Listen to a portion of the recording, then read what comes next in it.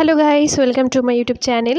তো দেখো, আজকে আমি একটা ভর্তা করব, সেটা হচ্ছে বথুয়া ভর্তা। তো দেখো, তোমরা হয়তো অনেকেই চিনো এই বথুয়াটা। আমি এর আগের ভিডিওতে তোমাদেরকে দেখিয়েছি যে বইটা হচ্ছে বথুয়া শাক, যেটা আমরা শাক হচ্ছে ভাজি খাই। আর সেই শাক ভাজিটার আজকে আমরা খাবো ভর্তা। তো ভাই আর আমি মিলে বথুয়া শাক তুলে নিয়ে এসেছিলাম।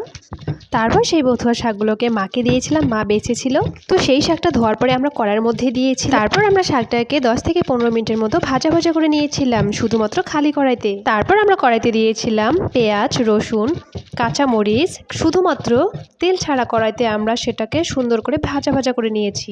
তারপর ভাজা ভাজা হয়ে গেলে আমরা একটা বাটনা নিয়েছি, আর বাটনায় এভাবে আমরা পিষে পিষে এটাকে ভর্তা বানাবো। তো জানি না তোমরা কোথায় কিভাবে খেয়েছো, তোমরা এটা অবশ্যই আমার ভিডিও দেখে ট্রাই করতে পারো, অনেক সুন্দর লাগে।